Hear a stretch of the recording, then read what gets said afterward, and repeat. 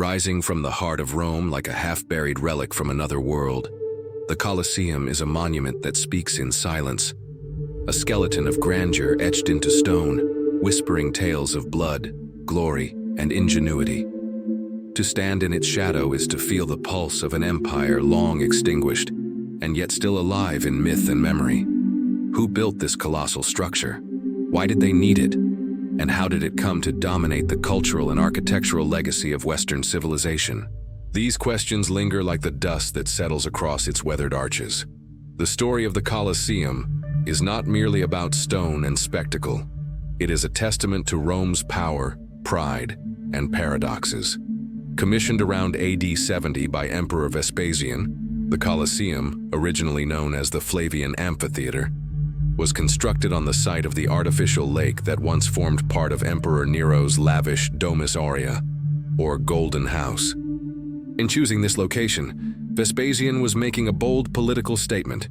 He would return what Nero had stolen, public land, and give it back to the people of Rome. It was a gesture that underscored his legitimacy and set the tone for a new era. The project was completed under his son Titus in AD 80, and further enhanced by Domitian, the third Flavian emperor, who expanded the subterranean features of the amphitheater. The Colosseum was built not only to entertain, but to awe. It was Rome's answer to divine architecture, a space where mortal combat and imperial power converged. Gladiatorial games, animal hunts, venations, executions, theatrical reenactments of myths, and even simulated sea battles, naumachiae, took place within its elliptical bounds. With an estimated capacity of 50,000 to 80,000 spectators, the amphitheater embodied the Roman obsession with control, of man over beast, of ruler over citizen, and of civilization over nature. From an engineering standpoint, the Colosseum was a marvel of design and logistics. Measuring roughly 189 meters in length, 156 meters in width, and rising to a height of 48 meters, its massive scale was matched only by its intricate structural planning. The outer facade was composed of 4 stacked levels. The first 3 levels featured 80 arched entrances, framed by engaged columns in ascending classical orders, Doric, Ionic, and Corinthian, while the topmost level, a solid wall with small windows, was adorned with Corinthian pilasters. Originally clad in gleaming white travertine, the exterior would have shimmered in the Roman sun, a reflection of both aesthetic perfection and imperial grandeur. The interior design of the Colosseum prioritized efficient crowd management. There were 80 numbered entrances, many still visible today, through which spectators were funneled into their assigned seats via a labyrinthine network of passageways, stairs, and corridors known as vomitoria. These passageways allowed the amphitheater to fill or empty within minutes, a design element that modern stadiums still emulate. Seating was rigidly stratified according to Roman social hierarchy. Senators and dignitaries sat closest to the arena on marble benches, while the lower classes and women were relegated to the upper tiers. Even the emperor had a private box with direct access, overlooking the stage where life and death played out like a political theater. Beneath the wooden arena floor lay the hypogeum, an underground complex added under Domitian. This subterranean area was divided into a network of tunnels, cages, holding pens, and mechanical lifts. Animals, lions, elephants, crocodiles, leopards, could be hoisted onto the arena floor through trapdoors, appearing as if conjured by the gods. Gladiators, too, would emerge dramatically, sometimes from beneath the sand, creating moments of shock and wonder. The hypogeum was a masterpiece of stagecraft, run by teams of slaves, engineers, and operators using pulleys, counterweights, and muscle power. Some sections of the arena floor could be rearranged for different performances, and although ancient writers describe early naumachiae, mock naval battles, staged in the amphitheater, scholars believe these were only possible before the hypogeum was constructed. The materials used in construction were both traditional and innovative. The foundation and internal structure were made primarily of Roman concrete, opus cementitium, a volcanic mix that included lime and pozzolana, volcanic ash, allowing it to harden underwater and resist seismic activity.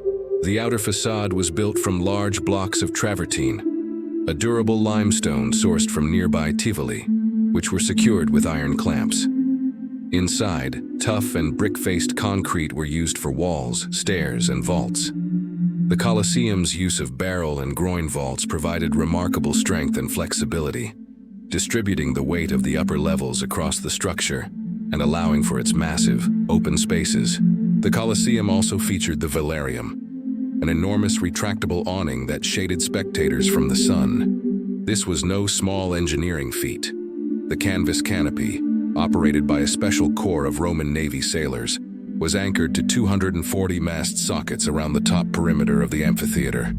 It could be extended or retracted depending on the weather, offering comfort to the Roman crowd and adding to the wonder of the experience. Though the spectacles held within were brutal, the Colosseum served as a stage where the might of Rome was affirmed and reinforced.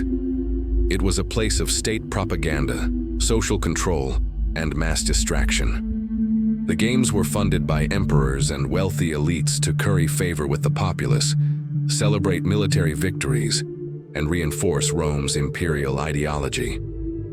The arena, littered with blood and sand, was also a reflection of Roman values: discipline, courage, dominance, and spectacle. After the Western Roman Empire's fall in the 5th century, the Colosseum fell into gradual disuse. By the early medieval period, it was repurposed for various functions. It became a fortress for noble families like the Frangipani, a Christian chapel, and even a residential complex. During the Renaissance, much of its stone and marble were quarried for other building projects, including St. Peter's Basilica, while its iron clamps were stripped, leaving pockmarks that scar its walls to this day. In the 18th century, Pope Benedict XIV declared it a sacred site in memory of Christian martyrs, although historical evidence for widespread martyrdom in the Colosseum is debated.